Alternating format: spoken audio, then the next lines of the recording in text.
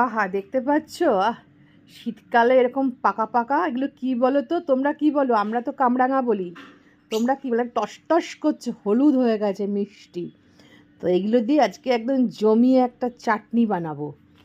তো সে কীভাবে বানাবো সেটা তো দেখতে হবে তাহলে তোমাদের। তো দেখতে হলে কিন্তু মিষ্টি দিয়ে হেসেলে তাড়াতাড়ি দৌড়ে দৌড়ে চলে এসো। একদম শীতের রোদে বসে এরকম কামরাঙার চাটনি খেতে কার কার ভালো লাগে বলো? আমার তো জিভে জল চলে আসছে অলরেডি। এবার তোমাদের কার কীরকম লাগছে বলো। তো কালারটা জাস্ট দেখো, কালারটা পুরো একদম পুরো গাছ পাকা হলুদ। আমি জিভে জল রাখতে পারছি না।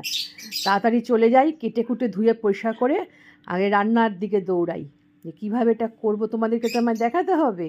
তাহলে চলো আমরা দৌড়ে দৌড়ে গিয়ে এটাকে ধুয়ে পরিষ্কার করে আগে ফটাফট কড়াইতে আগে চলে যাই। ঠিক আছে, চলো। তোমাদের তো দেখালাম যে এই কামরাঙাটা কিন্তু আমি সুন্দর করে ধুয়ে কেটে নিয়েছি। এবার কি করেছি দেখো, গ্যাসে আমি কড়াই বসিয়ে দিয়েছি, দিয়ে এর মধ্যে একটু 5 ফোড়ন, আর কি করব, দিয়ে দিচ্ছি 2টো শুকনো লঙ্কা। একদম লো ফ্লেমে এটাকে একটু সুন্দর করে মচমচে করে একটু রোস্ট করে নিই। রোস্ট করে নিয়ে তোমাদের কাছে আমি আবার ফিরে আসছি। যে কোনো জিনিস, এসব মশলা যদি তোমরা রোস্ট করো না, রোস্টের একটা ব্যাপার তোমাদের বলে দিচ্ছি, সেটা হচ্ছে লো ফ্লেমে যে রোস্টটা তো অবশ্যই করবে, কিন্তু করার পরে ফ্লেমটা বন্ধ করে দেবে, গ্যাসের আগুনটা বন্ধ করে দেবে। দিয়ে এই যে কড়াইয়ের যে গরমটা থাকবে এর মধ্যে 5 to 7 মিনিটস মতো রেখে দেবে। তাতে যে সুন্দর একটা গরমেতে এটা পুরো টেনে নেয়, মচমচে হয়ে যায়, তার কিন্তু এফেক্টটা খুব ভালো হয়, আর মশলাটাও খুব সুন্দর হয়। দেখো কড়াইতে কিন্তু এবার কি করেছি, একটু জল দিয়ে নিয়েছি, নিয়ে ওটাকে ভালো করে গরম করে এর মধ্যে একটু নুন দিয়ে দিলাম। কারণ হচ্ছে কামরাঙার মধ্যে যে কষ ভাবটা একটু রয়েছে, সেই ভাবটা কাটানোর জন্য একটু নুন দিয়ে এটাকে একটু জাস্ট একটু ভাপিয়ে নিতে হবে, ভাপিয়ে জলটা ফেলে দেবো। আর এদিকে কিন্তু দেখো আমি রোস্ট তৈরি করে নিয়েছি, আর রোস্টটা কিন্তু একদম মিহি করবে না, একটু আধা খিচ মতো রাখবে, তাহলেই কিন্তু ভালো লাগবে।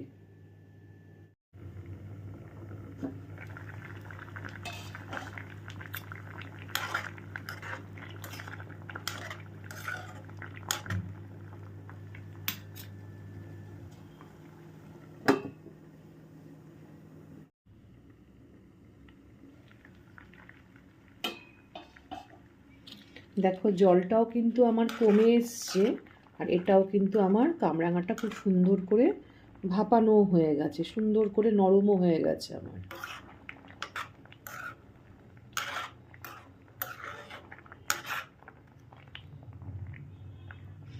এবারে কি করবে, জলটা একটা স্টেনারে জলটা ঝেড়ে কামরাঙাগুলোকে আলাদা করে রাখবো।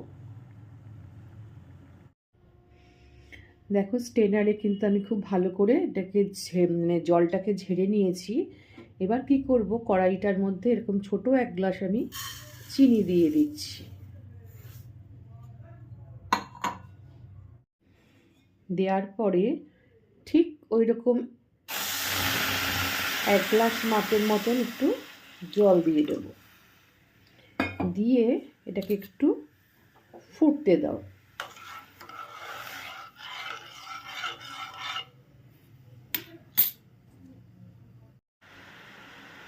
তো আস্তে আস্তে করে যখন এই চিনি আর জলটা ফুটে উঠবে, ওইটার মধ্যে এবার আস্তে আস্তে করে এইটাকে দিয়ে দেবে। আর ফ্লেমটা অবশ্যই কিন্তু মিডিয়াম টু লোয়ে দেবে, কখনো হাইতে কিন্তু দেবে না। দিয়ে এটাকে আস্তে আস্তে করে হতে দাও। আমি এর উপর একটা চাপা দিয়ে দেবো।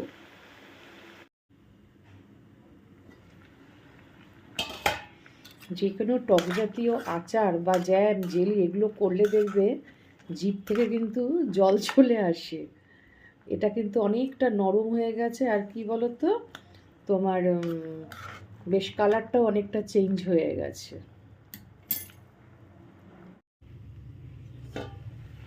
যখন কামরাঙাটা ফুটতে থাকবে, জলটা অনেকটা কমে আসবে, সেই সময় কি করব, একটু পাকা তেঁতুল দিয়ে দেব। এই যে পাকা তেঁতুলটা দিলাম না, এতে কিন্তু আরও টেস্টটা সুন্দর হবে, এই মানে যে জিনিসটা তৈরি করছি। দিয়ে আবারও ঢাকা দিয়ে দাও।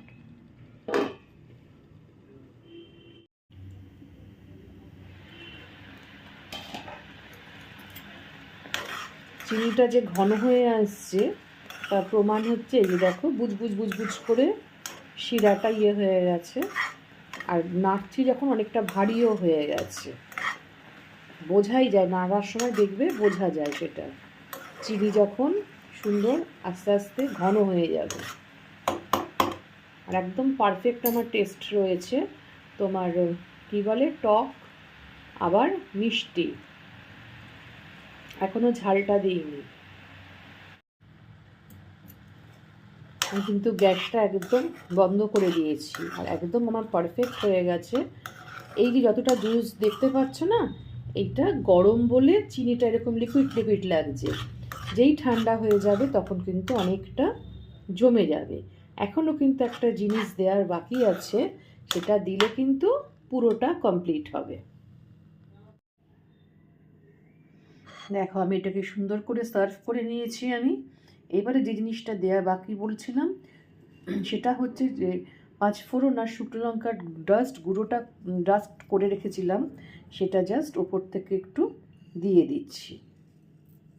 তাহলে কি হবে, টক ঝাল মিষ্টি প্রত্যেকটা জিনিসই কিন্তু এর মধ্যে ঢুকে যাবে, আর খেতে কিন্তু অনবদ্য হয়েছে, জানো তো। এই গরম অবস্থায় দিলে কি হবে, তাহলে তোমার প্রত্যেকটা জিনিস সুন্দরভাবে এর মধ্যে ঢুকে গিয়ে যেমন গন্ধটাও বেরোবে তেমন স্বাদটাও হবে। একটু পাকা তেঁতুল দিয়ে দিলে তার স্বাদ কিন্তু অন্য মাত্রা নিয়ে নেয়। জানবে, পাকা তেঁতুল আর কাঁচা তেঁতুলের মধ্যে কিন্তু স্বাদের একটু পার্থক্য হয়, দুটোর দুরকম স্বাদ হয়। ব্যাস, এবার এটাকে একটু ঠান্ডা করতে দিতে হবে। তাহলে কি আমার কমপ্লিট কামরাঙার চটপাটা, আচার বলো, চাটনি বলো, যাই বলো।